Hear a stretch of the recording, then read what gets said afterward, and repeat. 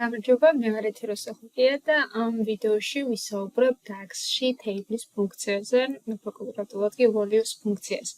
ჯერ ცხრილს შევხედოთ, კავშირების დახმარებით განახებთ. იგივე ცხრილია, რაც გვქონდა წინა ვიდეოებში, მოკლედ მთავარი არის რეალიზაციის ცხრილი, რომელიც დაკავშირებულია შესყიდვების ცხრილთან, მომხმარებლების ცხრილთან, თარიღის ცხრილთან და თავისუფლ კატეგორიის ცხრილი დაკავშირებულია შესყიდვების ცხრილთან. რა გვინდა გავაკეთოთ ამ ვიდეოში?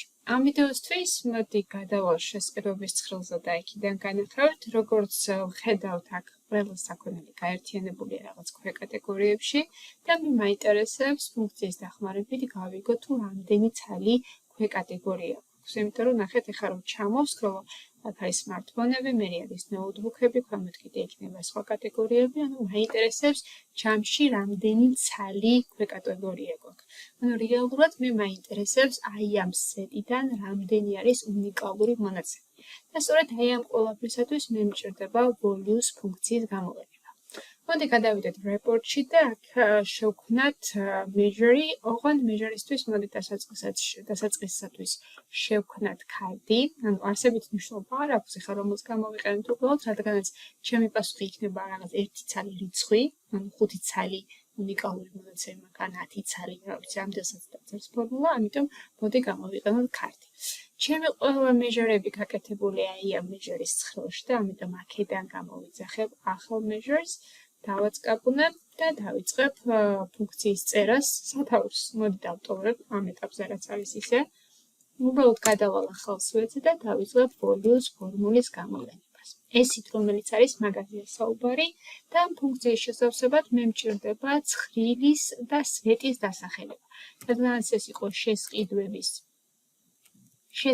ცხრილში, ამიტომ მე მჭირდება შესყიდვების ცხრილიდან ქვეკატეგორია. ჩხილი დავხურე, enter-ი და დაიწერა measure-ის ფორმულა. იმისათვის რომ პასუხი დავინახოთ, ეს measure-ი უნდა გადავიტანოთ ქარტში, ხო? მაგრამ როგორც კი ვნიშნავთ, მაშინ უნდა დამიწერს errors. ეხლა რატო? აი ამის ასახსნელად მე მჭირდება რომ გადავიდე Microsoft-ის გვერდზე, ოფიციალურ გვერდზე, სადაც დავინახავთ აი values უფრო დეტალური განმარტებებია. ამ ეტაპზე მე მაინტერესებს აი ეს ნაწილი, written values ნაწილი, სადაც მეუბნება რომ ამ values written value არის პასუხი, რომელსაც ვიღებთ აი ამ ფუნქციის გამოყენებით, ხო? ანუ ამისი პასუხი საბოლოო ჯამში არის ცხრილი. არა კონკრეტული რიცხვი, არა კონკრეტული სიტყვა, არამედ ცხრილი. შესაბამისად, რადგანაც ჩემი ქარდი პასუხად ღებულობს მხოლოდ ისეთ მონაცემს, რომლის პასუხია ერთი ცალი რიცხვი, ან ერთი ცალი ტექსტი, გამოვიდა რომ ერთმანეთთან ცოტა შეუსაბამობაში მოვიდნენ, ხო, ეს ერთი მონაცემი. თუმცა სანამ ამის კორექტირებას გავაკეთებ, მანამდე მინდა რომ კარგად წარმოვიდგინოთ რა არის რეალურად values პასუხი. და რადგანაც Microsoft-ი მეუბნება რომ ჩემი პასუხი არის table, values გამოყენების დროს, ამიტომ მოდი შევქმნათ ახალი table და ვნახოთ როგორ შედეგს მოგწონს ეს values. მოკლედ გადავიდეთ ცხრილში და შევქმნათ ახალი table. დავაწყაბუნეთ, სათაურს ვტოვებ, იგივეს არ აქვს არსებითი მნიშვნელობა. აი უკვე ვხედავთ კიდევაც აი მარჯვენა მხარეს რო სათაური შექმნილი არის. გავიმეორებ ზუსტად იგივეს, რაც გავაკეთე measure-ის შემთხვევაში. აქ მჭირდება ისევ ცხრილის დასახელება და sheet-ის კონკრეტული მისამართი. ჩხილი დავხურე, enter-ს დავაწყაბუნებ და ვღებულობთ აი ესეთ ჩამონათვალს. ანუ ეს არის ყველა ის უნიკალური მონაცემები, რომელიც გამოიტანა შესყიდვების ცხრილის ქვეკატეგორიიდან. ანუ ამ მონაცემს ვღებულობ values ფუნქციის გამოყენების შედეგად. შესაბამისად, ეხლა უკვე გასაგებია, რატომ არის შეუძლებელი აი ამ ერთ უჯრაში ამდენი მონაცემების ჩამოწერა. მაგრამ ეხლა რეალურად რა ხდება? მე რადგანაც ვთქვი, რომ მაინტერესებს რამდენი უნიკალური მონაცემი არის ჩემს სვეტში, აი შესყიდვების ქვეკატეგორიის სვეტში, გამოდის რომ თქვათ შორსაც არა ვარ ამ პასუხისგან. რატო? იმიტომ რომ თუ volume ჩამომიწერა მართალია ცხრილის სახით, მაგრამ უნიკალური მონაცემები ამ სვეტიდან, ეხლა რაც უნდა გავაკეთო, მე არის უბრალოდ გავიგო რამდენი ცალი სტრიქონია აი ამ ცხრილში. იმიტომ რომ ყველა სტრიქონი აბსოლუტურად შედგება უნიკალური მონაცემებზე. ანუ მე რო გადავიდე ახლა რეპორტის ნაწილში, მე მჭირდება უბრალოდ აი ეს measure-ის ფუნქცია დავაკორექტირო, დავამატო ახალი ფუნქცია, რომლის მიხედვითაც გავიგებ თუ რამდენი სტრიქონი არის values-ში. თუმცა აი ამ ყველაფრისთვის მე არ მჭირდება არანაირად ეს table, რომელიც შევქმნი იმისთვის, რომ მინახა რას აკეთებს რეალურად value. ამის დემონსტრირებისთვის მოდი მე ამას წავშლი. დავწმუნდეთ, რომ ამ ცხრილის არსებობა არ არის აუცილებელი. Values გამოყენება measure-ის ფუნქციაში values გამოყენება უკვე ნიშნავს, რომ შექმნილია ცხრილი ვირტუალური, რომელიც ჩვენთვის შეიძლება ხილვადი არ არის, მაგრამ ფორმულა PowerBI ხვდება თუ რაზეა საუბარი. ეხლა მე მჭირდება უბრალოდ დაკორექტირება და უნდა ვუთხრა დაითვალე სტრიქონების რაოდენობა. ამისათვის მე ვიყენებ ფუნქციას, რომელსაც ქვია count rows. ან დასახელების მიხედვით, რომ გადავთავდოთ სიტყვა, უკვე ხვდებით რაზეა საუბარი. დაითვალე values მიერ შექმნილი ვირტუალური ცხრილის სტრიქონები.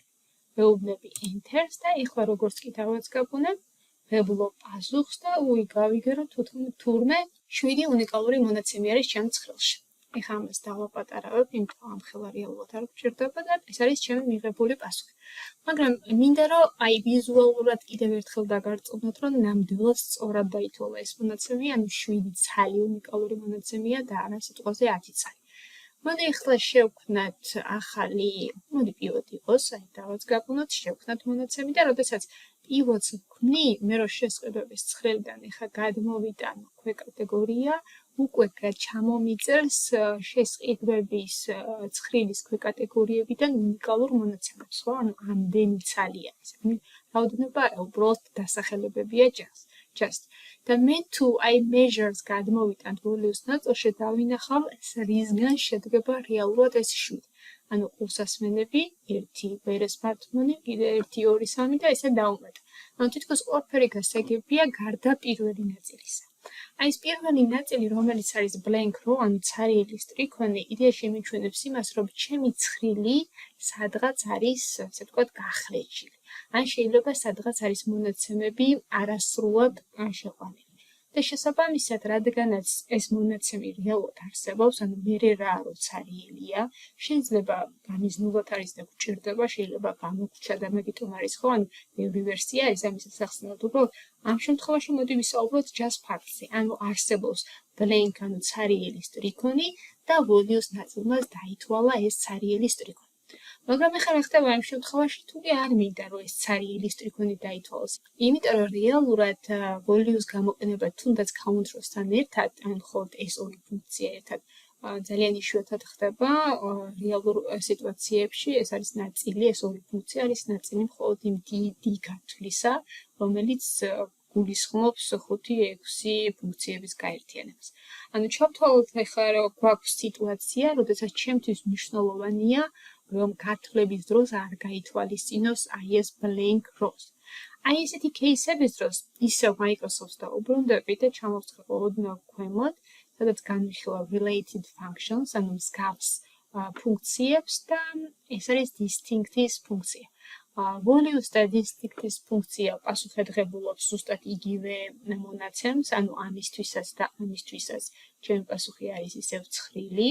return value და ორივე მეხმარება იმაში, რომ გავიგო უნიკალური მონაცემი კონკრეტული სვეტიდან. და რეალური განსხვავება ამ ორ ფუნქციას შორის არის ის, რომ values გამოყენების დროს იგი ითვალისწინებს blank rows-საც, ანუ ცარიელ სტრიქონებსაც, მაშინ როდესაც distinct-ი ითვლის, რა თქმა უნდა count rows დახმარებით, მხოლოდ იმ უნიკალურ მონაცემებს, სადაც რეალურად წერია რაღაც სიტყვა ან რიცხვი, რაღაც მნიშვნელობა. მოკლედ ახლა მინდა რომ გამოვიყენო distinct-ის ფუნქცია და დაგანახოთ ვიზუალურად თუ რა განსხვავებაა values-სა და distinct-ის ფორმულას შორის.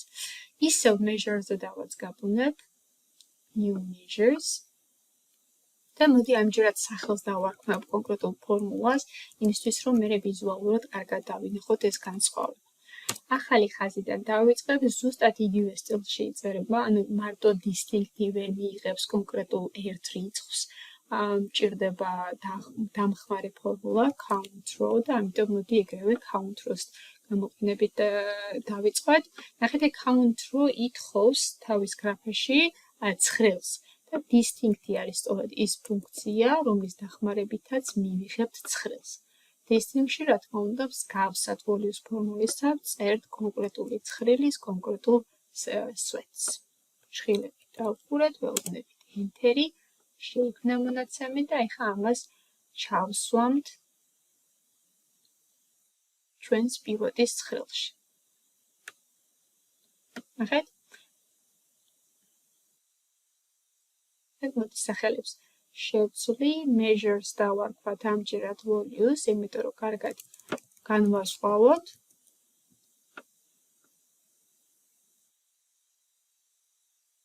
დაიხედავთ, რომ ნახეთ, volume დაითვალა ყველა უნიკალური მონაცემი მათ შორის ცარიელი სტრიქონებით, მაშინ როდესაც distinct-ის ფორმულამ დაითვალა მხოლოდ ის მონაცემები, სადაც წერია კონკრეტული ჩვენ შემთხვევაში სიტყვა. Okay. ეს არ შეეხება ცალკე values და ცალკე distinct-ს. ეხლა რა ხდება ამ შემთხვევაში, თუ კი უჭირდება ამ კომბინაციის გამოყენება დიდ, ასე ვთქვათ, ფორმულებში. მოდი განვიხილოთ ამისათვის ძალიან მარტივი кейსი, მე მჭირდება საშუალო შემოსავლის დაანგარიშება. ოღონდ ერთ საშუალო შემოსავალს დავიანგარიშებ values გამოყენებით და მეორე შემოსავალ distinct-ის ფუნქციის გამოყენებით. ძალიან მარტივ რაღაცას ვაკეთებ, ანუ საშუალოს მისაღებად შემოსავალს გავყოფ რაოდენობას. ოღონდ volume ან distinct-ის მიხედვით დათვლილ რაოდენობას. მოდი შევქმნათ ახალი measure, რომელიც გავუნან. new measure დავარქვათ. ხო, ამას სათაურად დავარქვათ საშუალო, ოღონდ დავარქვათ volume, ის ჯობია ინგლისურად დავწეროთ. enter-ი. და გამოვიყენებ, მოკლედ გაყოფას, ხო, ანუ მჭირდება, რომ შემოსავალი გავყო რაოდენობაზე, ამიტომ გამოვიყენებ divide ფორმულას. მაგერად divide ფორმულა. დავიწყებ ახალი ხაზიდან, აი მარწერის კუთხით რო გითხრათ, არსებითი მნიშვნელობა არ აქვს, ანუ რომელი ხაზიდან დაიწყებს წერას, მე უბრალოდ მაქვს ესეთი გამოცდილება, რომ მირჩევნია ყველა ახალი ფორმულა დავიწყო, ძირითადი ახალი ფორმულა დავიწყო ახალი ხაზიდან. ეხლა აქ გამოვიყენებ 3x, სადაც დავათვლებინებ შემოსავალს, მართალია უკვე შემოსავალი დათვლილი მაქვს, მაგრამ მირჩევნია, რომ ამ ფორმულისათვის დავწერო აქ, იმიტომ რომ ვიზუალურად უფრო ხილვად იყოს თქვენთვის. პირველი მოკეთ არის მოთხოვნა ცხრილზე, რეალიზაცია და ვეუბნები, რომ აი აქ რეალიზაციიდან რაოდენობა, გავამრავლოთ რეალიზაციიდან ფასზე. ჭრილი დავხუროთ, მძიმე, იმიტომ რომ მე შევავსე მხოლოდ divide-ის პირველი ნაწილი, ანუ გასაყოფი და ეხლა უნდა დავწერო გამყოფი. გადავალ ისევ ახალ ხაზზე და აქ გავიბორებ ზუსტად იმას, რაც გავაკეთეთ, ეგან count rows და values დახმარებით. ანუ ვეუბნები ინგლისური შრიფტით count rows.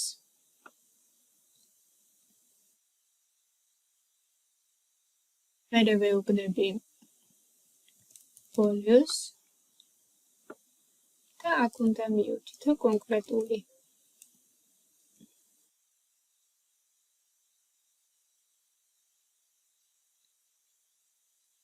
აქ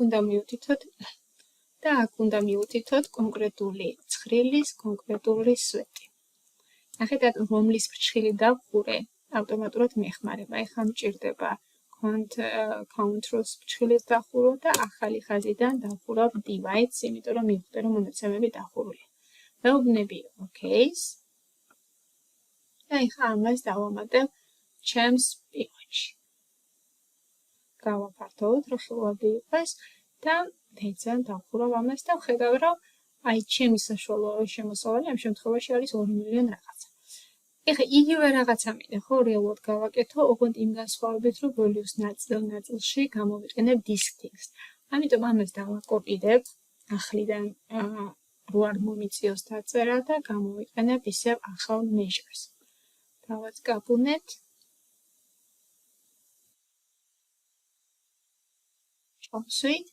ოღონდ აქაც შევცვალოთ ფორმულის სახელი, ამას დავარქვათ distinct. და აქაც რა თქმა უნდა წავშალოთ და ავირჩიოთ distinct-ის ფუნქცია.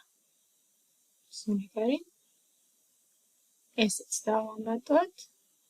და ნახეთ, აი, ესეც ჩავხუროთ. და აი აქ უკვე ვხედავ, რომ ნახეთ, პასუხი უკვე განსხვავებულია.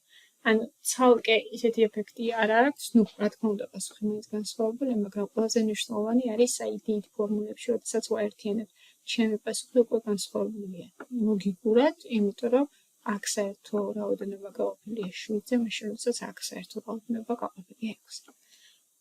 სულ ეს არის.